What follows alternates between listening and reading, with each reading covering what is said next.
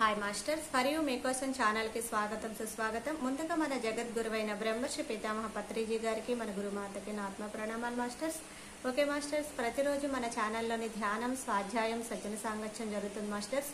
అలాగే జూమ్ సెక్షన్లో పాల్గొన్న మాస్టర్లకి, యూట్యూబ్లో చూస్తున్న మాస్టర్లకు కూడా ధన్యవాదాలు తెలుపుకుందాం. ఓకే మాస్టర్స్, ఈరోజు మన ఛానల్కి సీనియర్ పిరుడు మాస్టర్ గారైన ప్రసన్న మేడం నుదురుపాడు నుంచి వచ్చారు. మేడం గారిని సాదరంగా ఆహ్వానించుకుందాం. ఈరోజు మేడం చెప్పబోయే టాపిక్ ఆది శంకరాచార్యులు వారు చెప్పిన జాగ్రత్త పంచకం. ఈ గొప్ప ఆత్మజ్ఞానం అందించడానికి మేడం గారికి వెల్కమ్ చెప్తాం మాస్టర్స్. నమస్తే మేడం, వెల్కమ్ మేడం. అండి, పద్ధతి ఒకసారి తెలుసుకొని ధ్యానం చేద్దాం. మరి మనందరికీ అద్భుతమైన ధ్యాన మార్గాన్ని అందించారు బ్రహ్మర్షి పితామహ పత్రిజీ గారు. శ్వాస మీద ధ్యాస ధ్యానం వల్లే మానవుడు దుఃఖం నుంచి బయటపడతాడు అని చెప్పడం జరిగింది. మరి మనందరం ఆ శ్వాస మీద ధ్యాస ధ్యానం చేద్దామండి. మరి సుఖాసనంలో కూర్చుందాం. ఎక్కడైనా మనం కూర్చోవచ్చు, సోఫాలో, కుర్చీలో, ఎక్కడైనా సుఖాసనంలో కూర్చోవచ్చు. అలాగే వేళ్ళల్లో వేలు పెట్టుకుందాం, కాళ్ళు క్రాస్ చేసుకుందాం, కళ్ళు మూసుకుందాం. కళ్ళు మూసుకొని శ్వాస మీదే ధ్యాస పెడదాం. ఎవరు కళ్ళు తెరవద్దు.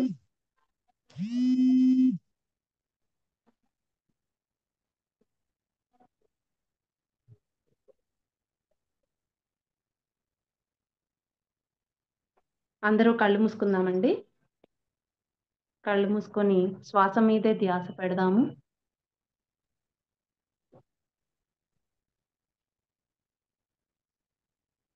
ఆలోచనలని సెట్ చేస్తూ శ్వాస మీదే ధ్యాస పెడదాం.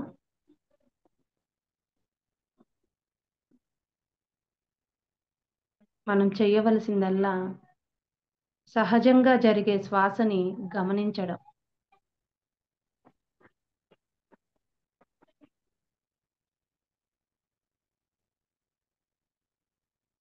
బుద్ధుడు అందించిన ఆనాపానసతి ధ్యానాన్ని మనం చేద్దాం. శ్వాస మీదే ధ్యాస.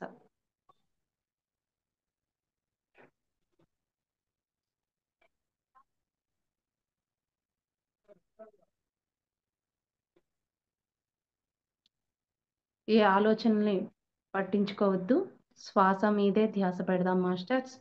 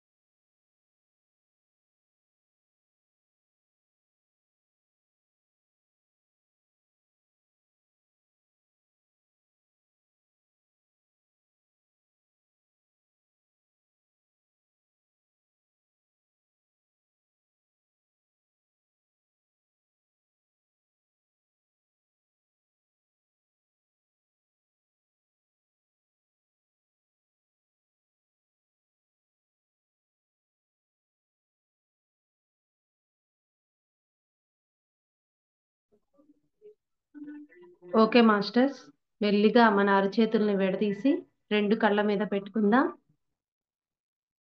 5 సెకండ్స్. 5, 4, 3, 2, 1, 0. మెల్లిమెల్లిగా మన అరచేతుల్ని చూస్తూ కళ్ళు తెరుద్దాం.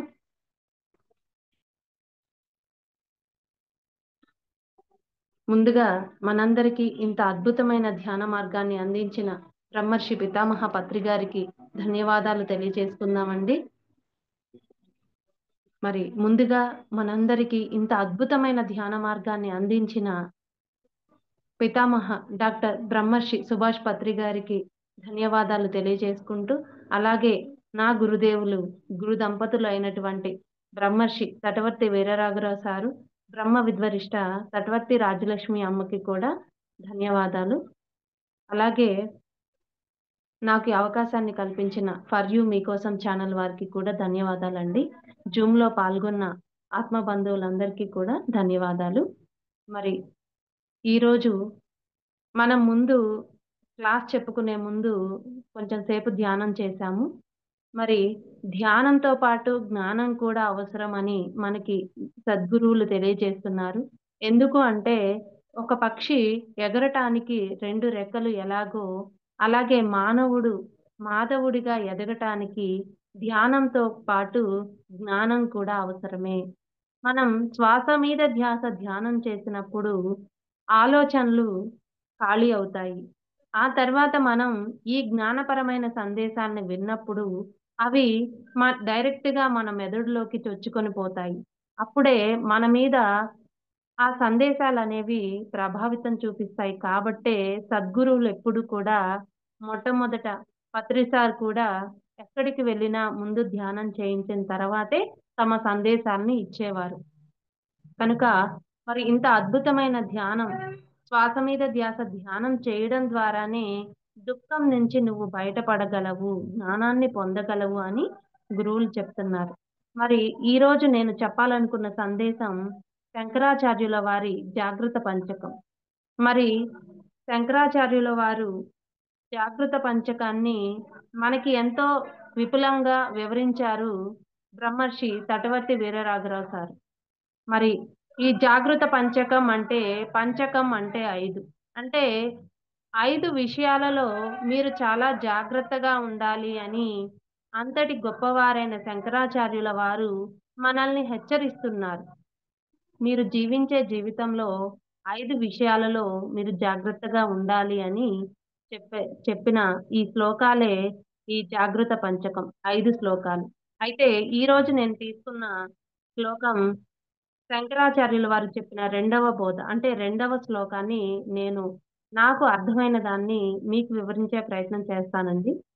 మరి శంకరాచార్యుల వారు ఏమన్నారు అంటే ఈ 2వ శ్లోకంలో జన్మ దుఃఖం, జరా దుఃఖం, జాయా దుఃఖం, పునః పునః సంసార సాగరం దుఃఖం, తస్మాత్ జాగ్రత్త జాగ్రత్త. జన్మ దుఃఖం, జరా దుఃఖం, జాయా దుఃఖం, పునః పునః సంసార సాగరం దుఃఖం, తస్మాత్ జాగ్రత్త జాగ్రత్త. ఈ శ్లోకం యొక్క తాత్పర్యం ఈ జన్మ, వృద్ధాప్యము, సంసారము, భార్య, పిల్లలు ఇవన్నీ కూడా దుఃఖభరితాలు. ఇవన్నీ మళ్ళీ మళ్ళీ వస్తూనే ఉంటాయి. అందుచేత ఓ మానవులారా జాగ్రత్తగా ఉండండి అని శంకరాచార్యుల వారు హెచ్చరిస్తున్నారు. అంటే బోధించడమే కాదు, హెచ్చరిస్తున్నారు. ఎందుచేతంటే మానవులు అల్పభోగాలకు ఆకర్షితులై జీవితంలో పొందుతున్న అనంత దుఃఖాన్ని గుర్తించలేకపోతున్నారు. ఎందుచేతంటే మానవులు అల్పభోగాలకు ఆకర్షితులై జీవితంలో పొందుతున్న అనంత దుఃఖాన్ని గుర్తించలేకపోతున్నారు. అందుకే శంకరాచార్యుల వారు ఈ జన్మే దుఃఖం, అంటే జన్మే కాదు, భార్య, భర్త వీరి వల్ల కూడా నువ్వు దుఃఖం అనుభవించవలసి వస్తుంది అని చెప్తున్నారు. అంటే సంసారము అంటే పిల్లలు నీ మాట వింటూ నువ్వు చెప్పినది చేస్తూ ఉంటే బాల్యంలో బాగానే అనిపిస్తుంది. పిల్లలు నీ మాట వింటూ నువ్వు చెప్పినది చేస్తూ ఉంటే బాల్యంలో బాగానే అనిపిస్తుంది. కానీ వారు పెద్దవారయ్యాక, ఆ వయసు వచ్చాక, అంటే ఆ గడ్డాలు వచ్చిన తర్వాత వారు నీ మాటకు వినకపోతే వారు కూడా దుఃఖమే. ఇక్కడ పిల్లల దుఃఖం ఏంటి అని మనకి సందేహం రావచ్చు. గురువుగారికి ఎదురైన ఒక సంఘటన ద్వారా మనకి ఈ విషయాన్ని చెప్పారు. సారు కర్ణాటక ధ్యాన ప్రచారానికి వెళ్ళినప్పుడు కర్ణాటకలో మన సాయిలీల మేడం ఉన్నారు. ఆ మాస్టర్ ఇంటికి సార్ వెళ్ళినప్పుడు ఒకాయన సార్ దగ్గరికి వచ్చి సార్ ఉన్నంత సేపు కూడా సార్‌తోనే ఉన్నారంట. ఆయన వెళ్ళిన తర్వాత మరి ఆయన విషయం సాయిలీల మేడం సార్‌కి చెప్పారు. ఏమని అంటే ఆయనకి ఒక కూతురుంది. ఆ కూతురు బీటెక్ చదివి పాసయ్యింది. కానీ ఆమె ఎందుకో మతిస్థిమితం కోల్పోయినట్లు ప్రవర్తిస్తుంది. అంటే ఆ అమ్మాయి వల్ల వారు ఎంతో దుఃఖాన్ని అనుభవిస్తున్నారు. వారిద్దరూ కూడా భార్యాభర్త ఇద్దరూ ఉద్యోగస్తులే. బాగా సంపాదించుకుంటున్నారు. కానీ ఆ అమ్మాయికి వివాహం చేస్తే ఎలా ఉంటుందో అని సందేహిస్తూ ఉన్నారు. సార్‌కి చెప్పారంట ఆయన. మాకు ఏ లోటు లేదండి. అమ్మాయే బాధండి అని చెప్పి. అంటే ఆమె మతిస్థిమితం కోల్పోయి ఒక్కొక్కసారి వీళ్ళని కొట్టడం, అలాగే తను ఏడవడం, ఏవేవో కొన్ని పనులు చేస్తూ ఉందంట. మరి అలా ఆమెను చూసి ఆ తల్లిదండ్రులు మరి ఎంతో దుఃఖాన్ని అనుభవిస్తారు. మరి వాళ్ళని చూసిన తర్వాత శంకరాచార్యుల వారు చెప్పింది సత్యమే అని అర్థమైంది. ఇలా మనం ఎంతో మందిని మన చుట్టుపక్కల గూడా చూస్తూ ఉంటామండి. అంతా బానే ఉంటుంది. పిల్లల దగ్గరకొచ్చేటప్పటికి మరి వాళ్ళు పుట్టుకతో అంగవైకల్యంతో పుట్టడమో, లేకపోతే మరి ఇలా ఏదో ఒక సమస్య వాళ్ళు మరి ఆ అమ్మాయి బీటెక్ చదివి పాసయింది. అప్పటి వరకు బానే ఉంది. అప్పటినుంచే తను మతిస్థిమితం కోల్పోయినట్లు ప్రవర్తిస్తుందంటే, మరి అలాంటి పిల్లల్ని చూసినప్పుడు వాళ్ళతో ఆ తల్లిదండ్రులు ఎంతో దుఃఖాన్ని అనుభవిస్తూ ఉంటారు. మనం గమనిస్తూ ఉంటాం. చుట్టుపక్కల ఇలాంటి వాళ్ళు ఉంటూ ఉంటారు. మన కుటుంబంలో కూడా అంతా బానే ఉంటారు పిల్లలు గూడా. ఆరోగ్యపరంగా బాగున్నా మళ్ళా వాళ్ళు మంచి అలవాట్లు అంటే చెడ్డ అలవాట్లుకి గురైనప్పుడు వాళ్ళు మన మాట వినకపోయినా మనకి దుఃఖమే. అలా మరి ఈ జన్మే కాదు నువ్వు ఎన్ని జన్మలు తీసుకున్నా ఇలాంటి దుఃఖాలు మళ్ళీ మళ్ళీ వస్తూనే ఉంటాయి. మానవులారా జాగ్రత్తగా ఉండండి అని శంకరాచార్యుల వారు హెచ్చరిస్తున్నారు. మరి ఎందుకు ఇటువంటి జన్మ? జన్మే లేకుండా ఉండే స్థితి సంపాదించండి. దానికి తగ్గ కృషి చెయ్యండి.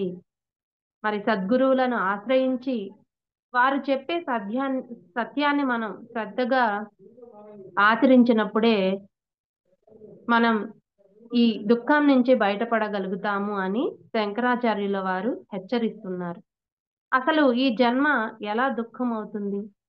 మరి కింద మనం శ్లోకంలో చెప్పుకున్నట్టు జన్మ దుఃఖం అని చెప్పుకున్నాం. మరి జన్మ దుఃఖం ఎలా అవుతుంది అంటే, తల్లి గర్భంలో మనం ప్రవేశించినప్పటి నుంచి మరి ఆ తల్లి మనకి జన్మనిచ్చేంత వరకు కూడా ఆ గర్భంలో నుంచి బయటపడేంత వరకు ఎంతో నరకాన్ని మనం అనుభవిస్తాము. ఆ గర్భంలో ఉన్నప్పుడు మరి మలమూత్రాలు అలాగే ఆ ఇరుకు ప్రదేశంలో మనం ఇరుక్కొని ఎంతో నరకాన్ని మనం అనుభవిస్తాము. త మరి ఆ గర్భంలో ఉన్నవారికే ఆ నరకం అనేది అర్థమవుతుంది. మరి జన్మించిన తర్వాత కూడా ఆ తల్లి వారి అవసరాలను తీర్చకపోతే ఆ బిడ్డ ఎంత రోదిస్తుంది.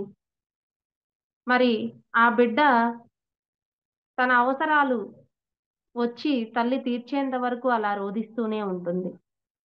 మరి ఒక దోమ కుడితే ఆ బిడ్డ గోక్కోగలదా? లేదు కదా! ఏడుస్తూ ఉంటుంది. మరి ఆకలైతే కూడా చెప్పగలదా? రోదిస్తూనే ఉంటుంది. ఆ తల్లి వచ్చి ఆ అవసరాలు తీర్చేంత వరకు కూడా. మరి రోదించడం తప్ప ఇంకేం చేస్తుంది? మరి ఇప్పుడు మనం చూస్తే గనక పిల్లల్ని కూడా పట్టించుకోకుండా సెల్ ఫోన్‌లో మునిగిపోయిన వాళ్ళని ఎంతో మందిని మనం చూస్తూ ఉన్నాం. మరి అందుచేత జన్మ అన్నది దుఃఖమే అని శంకరాచార్యుల వారు బోధించడం జరిగింది. మరి అలాగే ఇక్కడ ఛాయా దుఃఖం అని చెప్పారు. అంటే మనం యుక్త వయసు వచ్చిన తర్వాత వివాహం చేసుకోకపోతే ఒక బాధ. చేసుకుంటే ఇంకొక బాధ. మరి మనం ఎక్కడ చూసినా ఈ 2 రకాల అంటే చేసుకోకపోతేనేమో కామబాధ, చేసుకుంటే ఆ భాగస్వామితో బాధ. ఎక్కడ చూసినా ఈ 2 రకాల బాధితులే మనకు కనిపిస్తూ ఉంటారు. భర్త బాధితులు, భార్య బాధితులు. అంటే వివాహం చేసుకుంటే ఈ 2 రకాల బాధలు. భర్త బాధితులు, భార్య బాధితులు. ఎందుకు అంటే మరి ఇద్దరి మనసులు ఒకటి కావు.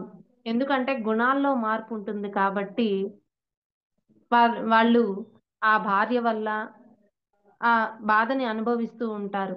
లేదా భర్త వల్ల అనుభవిస్తూ ఉంటారు. మనం గమనిస్తే ఎంతో మంది ఇష్టపడి కలిసి ఉండట్లేదు.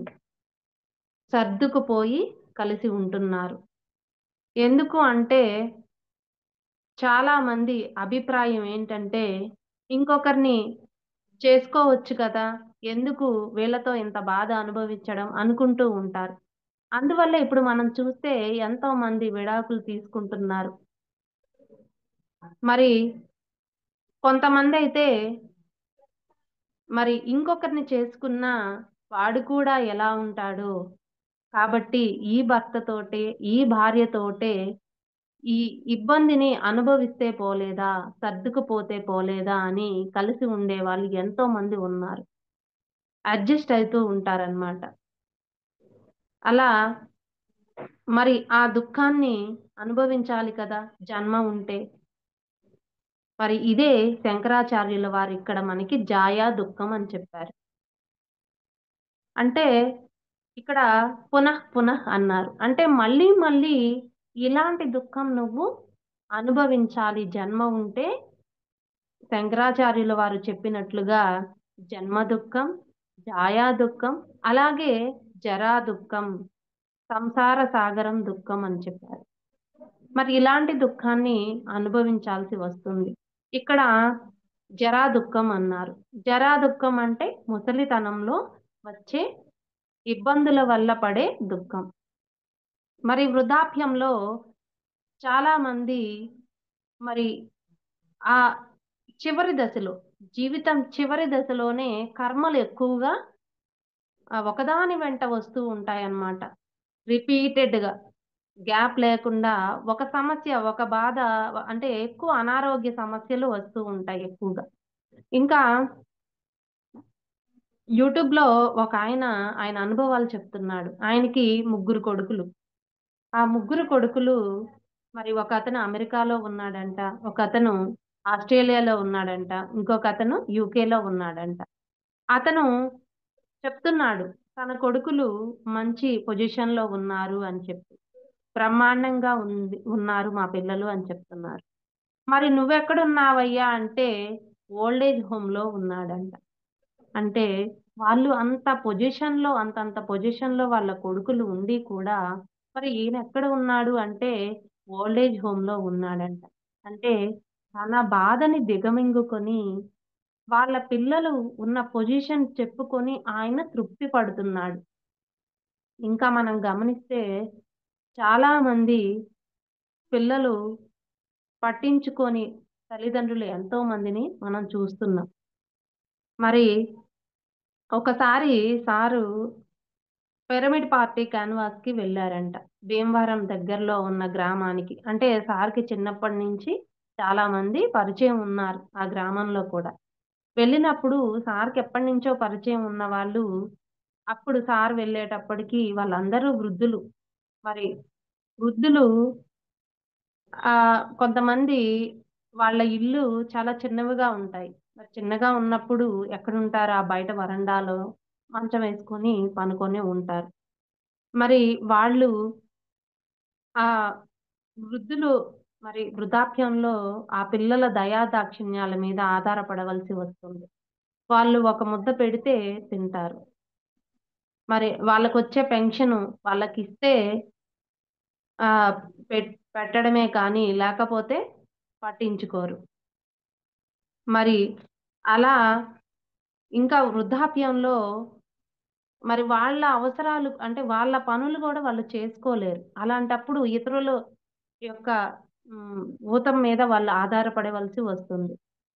మరి పిల్లలు ఎంతో జాగ్రత్తగా పట్టుకొని బాత్రూమ్ దాకా గూడా తీసుకెళ్తే అక్కడ పడిపోయి ఎముకలు ఇరిగిపోయిన వాళ్ళు ఎంతో మందుంటారు. ఎందుకంటే ఆ వృద్ధాప్యంలో శరీరం చాలా అంటే గాజు గ్లాస్ లాగా సున్నితంగా ఉంటుంది. పడినప్పుడు ఎక్కువగా ఇరిగిపోతుంటాయి ఎముకలు. ఆ డాక్టర్లు కట్లు కడతా ఉంటారు. వాళ్ళంటా ఉంటారు, "వయసులో అయితే అతుకుతాయండి. ఇప్పుడేం అతుకుతాయండి" అనంటారు. 6 మాసాలైనా కూడా ఆ ఎముకలు అతుక్కోవు. అలా ఎంతో నరకాన్ని మంచంలో ఉండి అనుభవిస్తూ ఉంటారు ఆ వృద్ధులు. మరి ఇలా కొంతమందైతే అన్నీ ఉంటాయి వారికి. అన్నీ ఉన్నా కూడా వారు అనుభవించలేరు ఆ వృద్ధాప్యంలో ఆ భోగాలని. ఎందుకు అంటే శరీరం సహకరించదు. అదే కాకుండా జీవితాంతం మనం చేసిన కర్మలు వృద్ధాప్యంలో ఎక్కువగా ఉండటం వల్ల ఆ బాధని అనుభవించాల్సి వస్తుంది. శరీరం సహకరించదు. మరి ఆ భోగాల్ని అనుభవించాలంటే వారు అనుభవించలేక, ఆ బాధని భరించలేక, శరీరం వల్ల వచ్చే ఇబ్బందులు భరించలేక అది గూడా దుఃఖమే. అంటే ఇక్కడ జరా దుఃఖం. మరి అందుకే జన్మ అంటే అంత తేలిక కాదండి.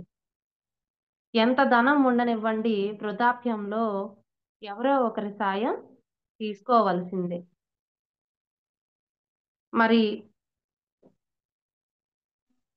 ఇలా మనం జన్మ ఉంటే దుఃఖం, అలాగే జరా దుఃఖం, జాయా దుఃఖం గురించి కూడా తెలుసుకున్నాం. అలాగే సంసారంలో వచ్చే దుఃఖం గూడా తెలుసుకున్నాం. అదే మనం భార్యాభర్తల మధ్య వచ్చే ఇబ్బందులు.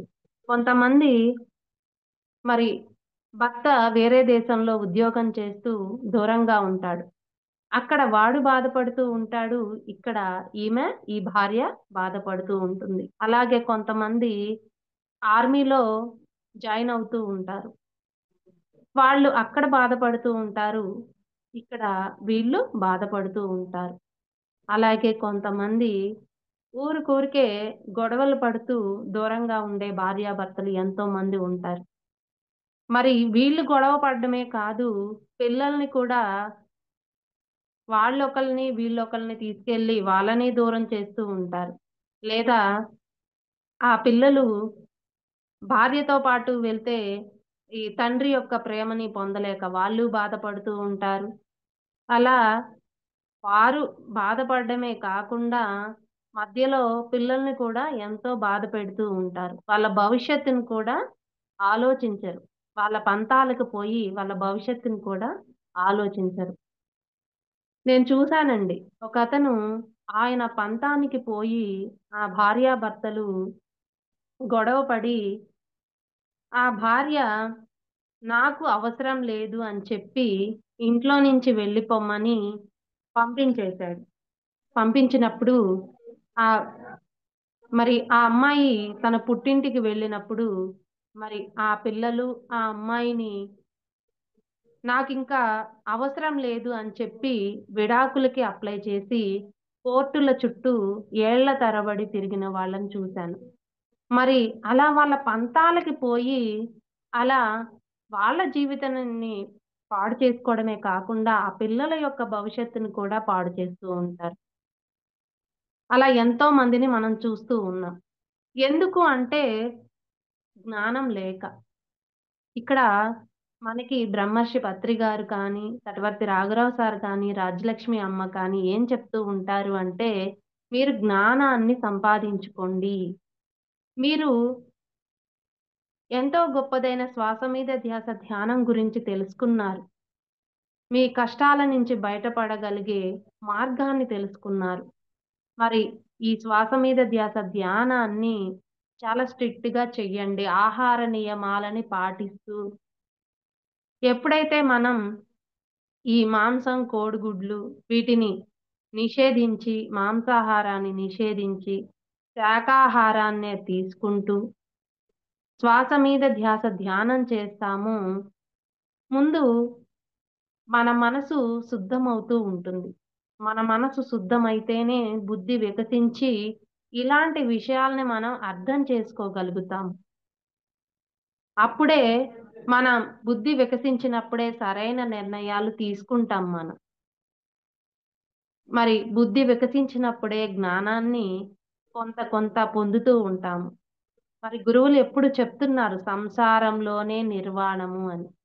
సంసారంలో అన్నీ ఉంటాయి. అన్నింటిని చక్కగా నిర్వర్తిస్తూ నీవు జ్ఞానం పొందడానికి ప్రయత్నించు అని చెప్తున్నారు. మరి ఈ ప్రతి సందర్భం మనం మనమంతా కూడా ఆత్మలం. ఈ శరీరాలం కాదు. ఆత్మలమైన మనం ఈ శరీరాన్ని తెచ్చుకున్నాం. ఎందుకు అంటే అనుభవాలు పొందడం కోసం.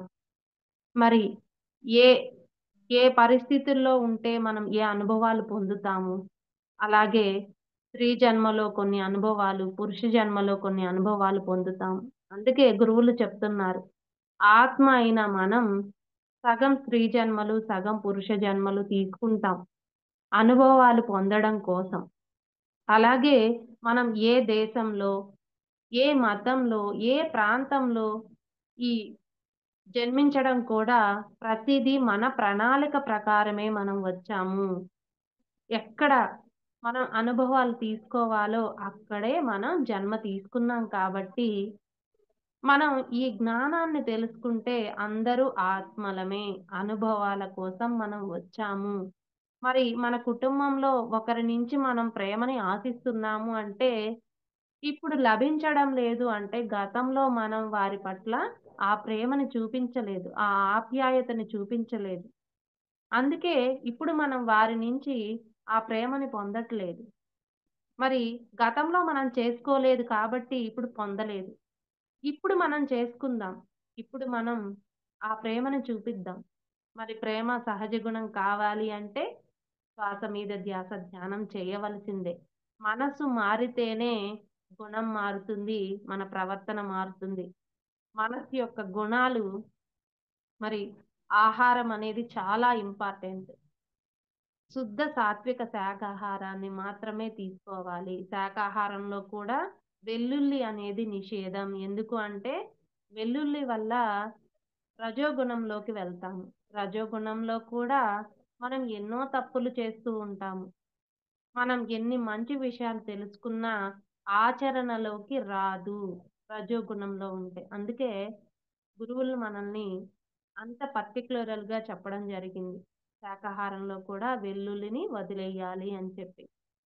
అందుకే శుద్ధ సాత్విక శాకాహారాన్ని తీసుకోమన్నారు. మరి అలా మనం ఆహార నియమాలు పాటిస్తూ శ్వాస మీద ధ్యాస ధ్యానాన్ని స్ట్రిక్ట్‌గా చేయడం వల్ల మన మనసు మారడం వల్ల మనం ఈ విషయాలన్నీ అర్థం చేసుకుంటాం.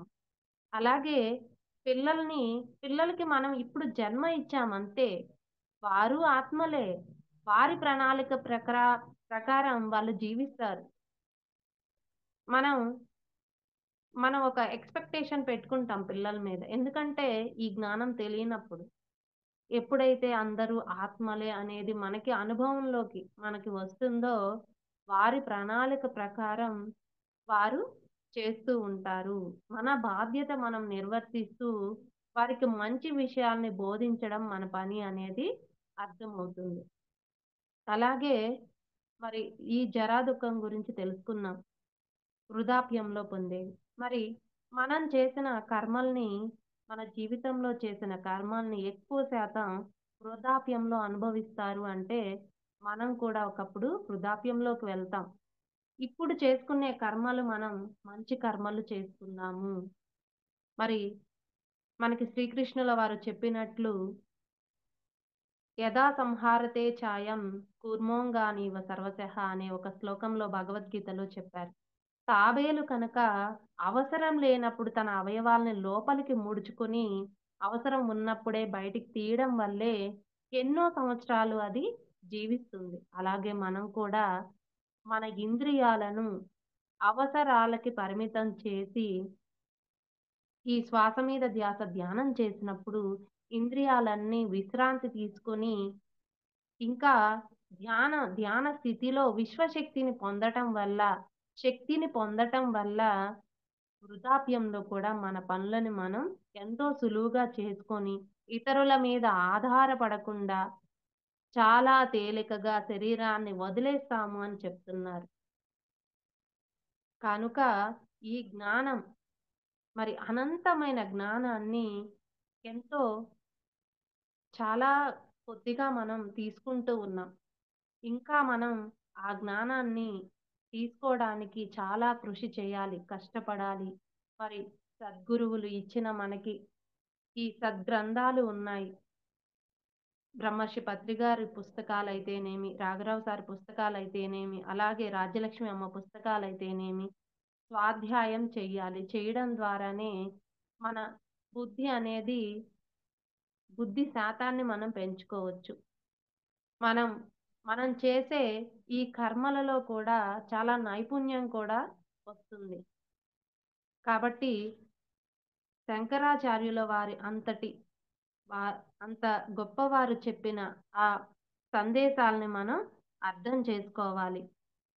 మరి అలాగే మరణం కూడా దుఃఖమే. మరి ఈ జ్ఞానం లేనప్పుడు మరణిస్తే నేను ఈ దేహమే అనుకున్నప్పుడు, ఇక మరణిస్తే అంతా అయిపోతుంది అనుకుంటారు. మరి అప్పుడు కూడా మరణం కూడా దుఃఖమే, జ్ఞానం లేకపోతే. కరోనా సమయంలో ఈ మరణ భయాన్ని తగ్గించడానికే మరి పత్రి గారు మనందరికీ ఆత్మ జ్ఞానాన్ని బోధించారు జూమ్ సెషన్ ద్వారా కూడా. మరి 100 ఎపిసోడ్‌లో 70, 80 ఎపిసోడ్‌లు ఆత్మజ్ఞానాన్ని గురించే బోధించారు.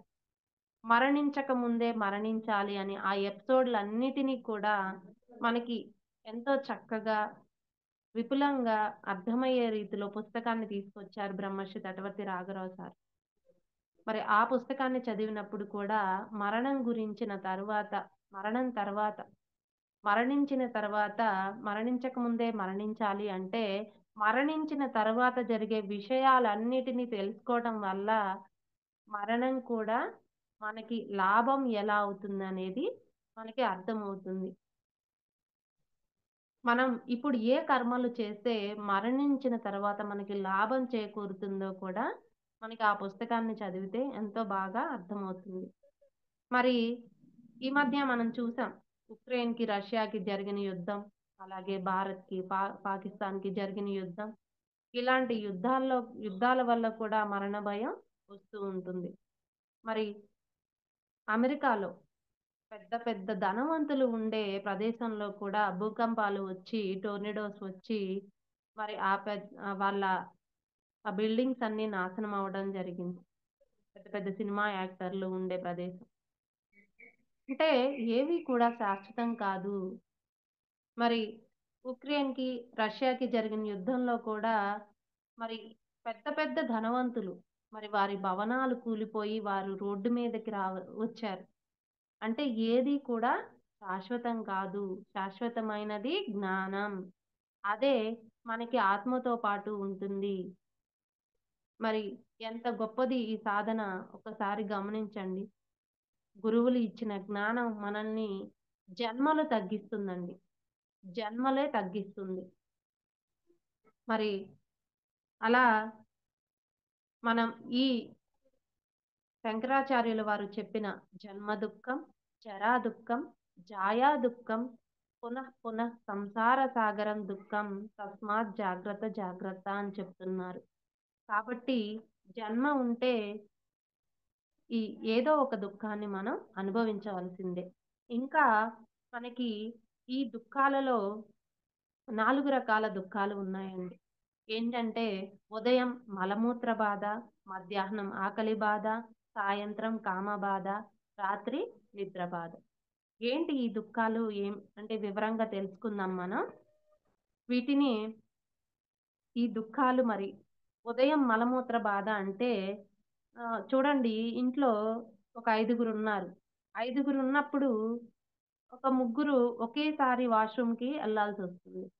మరి అందరూ ఒకేసారి వెళ్ళలేరు కదా! మరి అప్పుడు అనుభవించే బాధ ఎలా ఉంటుంది? అలాగే మనం ఏదో ఒక బస్‌లోనో ప్రయాణం చేస్తున్నాం. ఎక్కడికో వెళ్తున్నాం. మరి ఆ రాత్రి సమయంలోనో, తెల్లవారేసరికో మనం వాష్‌రూమ్‌కి వెళ్ళాల్సి వస్తుంది. ఆ మలమూత్ర బాధ అనేది ఎలా ఉంటుందో చూడండి. మరి అతను కోట్లకి అధిపతే. ఇంట్లో అన్ని సౌకర్యాలు ఉన్నాయి. కానీ ఇలా బయటికి వచ్చినప్పుడు మరి ఆ బస్సు ఆపుతాడా బస్సు వాడు? వాడు ఆపినప్పుడే మనం వెళ్ళాలి. మరి అలా ఎన్ని స్వర్గాలు అనుభవించినా కూడా అప్పుడు మాత్రం మనం నరకం అనుభవించవలసి వస్తుంది. ఇలా మనం గమనిస్తే మలమూత్ర బాధ అన్నది జన్మ ఉంటే ఎవరికైనా ఉంటుంది. అలాగే రెండవదేంటంటే మధ్యాహ్నం ఆకలి బాధ. మరి మనం పొద్దున్న టిఫిన్ చేయకపోతే కొంచెం సేపు ఉండగలుగుతాం. అదే పొద్దున టిఫిన్ చేయలేదు మధ్యాహ్నానికి ఇంకా ఆకలి ఎక్కువగా ఉంటుందనమాట. మరి ఆకలిని తట్టుకోలేము. జన్మ ఉంటే ప్రతి ఒక్కరికి మరి ఆకలి ఉంటుంది కదా! అలా మనం గమనిస్తే నిజంగా కొంతమంది జీవితాలు ఎలా ఉంటాయంటే, తినడానికి తిండి కూడా దొరకని వాళ్ళు చాలా మందుంటారు. మరి సమయానికి ఏమీ దొరక్కపోతే ఆ ఆకలి బాధ సామాన్యమైనది కాదు. ఇంకా కొంతమంది పిల్లలు ఆకలి బాధ భరించలేక దొంగతనాలు కూడా చేస్తూ ఉంటారు. మనం చూస్తూ ఉంటాం. చాలామంది పిల్లలు మనకి భిక్షాటన చేస్తూ ఉంటారు. వాళ్ళు నిజంగా తిండికి లేక భిక్షాటన చేయడం కాదు. అలా వాళ్ళని తిండి తిప్పలు లేకుండా అంటే వాళ్ళకి తిండి పెట్టకుండా వాళ్ళని హింసించి కూడా చాలామంది వాళ్ళ ద్వారా డబ్బులు సంపాదించే వాళ్ళు కూడా ఉంటారు. అంటే వాళ్ళు అలాంటి పరిస్థితుల్లో దొరకటం వల్లే కదా! ఇలాంటి బాధలన్నీ కూడా. కాబట్టి జఠరాగ్ని అనేది ప్రజ్వరిల్లినప్పుడు అనుభవించే బాధ వర్ణనాతీతం. మరి మూడవది సాయంత్రం కామబాధ. సాయంత్రం మరి స్త్రీ అయినా, పురుషుడైనా తప్పదు. మరి ఆ కామాగ్నిని మరి తీర్చుకోవాలి అనుకుంటారు. అందుకే మరి యుక్త వయసు వచ్చినప్పుడు మనం వివాహం చేసేది ధర్మయుక్తంగా నువ్వు ఆ కామాన్ని తీర్చుకోవాలి అని. మరి కొంతమంది ఏం చేస్తూ ఉంటారు, ఉద్యోగాలని చెప్పి వేరే దేశాలు వెళ్ళిపోతూ ఉంటారు. మరి అక్కడ వాళ్ళు బాధపడుతూ ఉంటారు. ఇక్కడ ఈ భార్య కూడా బాధపడుతూ ఉంటుంది. మరి ఇలా రకరకాలుగా బాధపడే వాళ్ళు ఉంటారు. కొంతమందికి భార్య దూరమై అంటే శాశ్వతంగా దూరమై భార్య చనిపోయిన వాళ్ళు, భర్త చనిపోయిన వాళ్ళు ఉంటారు. మరి వారి బాధ వర్ణనాతీతం. కనుక ఆ కామ బాధ అనేది అలా నరకంగా ఉంటుంది అనుభవించడానికి. అలాగే నాలుగవదేంటంటే రాత్రి నిద్ర బాధ.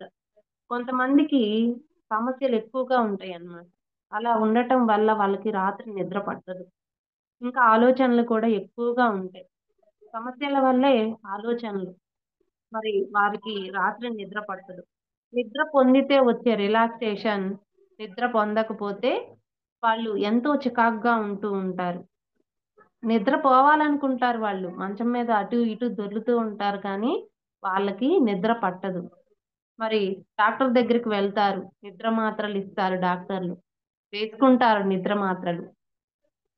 మరి కొంచెం సేపు ఆ మత్తులోకి జారుకుంటారు. తర్వాత మళ్ళీ మామూలే. మరి ఎందుకు అంటే ఆలోచనలు విపరీతంగా ఉంటాయి. తల నిండా ఆలోచనలే ఉంటాయన్నమాట. మరి ఈ ఆలోచనలన్నీ మనం ఖాళీ చేసుకునేది ఒక్క శ్వాస మీద ధ్యాస ధ్యానం వల్ల మాత్రమే. శ్వాస మీద ధ్యాస ఉంచినప్పుడే నీ ఆలోచనలు ఖాళీ అవుతూ ఉంటాయి. ఇంకా దేని వల్ల నీ ఆలోచనలు ఖాళీ అవ్వవు. ఎందుకంటే ఇప్పుడు నేను ఈ మార్గంలోకి వచ్చినప్పుడు స్టార్టింగ్‌లో నేను పీఎంసీ ఛానల్ ద్వారా రావడం జరిగింది.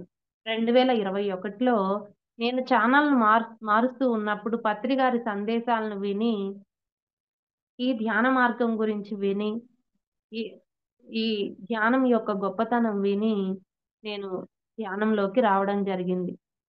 మరి సారు గైడింగ్ చేస్తూ ఉండేవారు. అంటే సార్ చెప్పిన వీడియోని ప్లే చేసేవాళ్ళు కాబట్టి పీఎంసీ ఛానల్‌లో సార్ చెప్తుంటే నేను కళ్ళు మూసుకొని కూర్చొని, సార్ ఓకే చెప్పినప్పుడు కళ్ళు తెరిచి నేను ధ్యానం చేశాను అని తృప్తి పడేదాన్ని.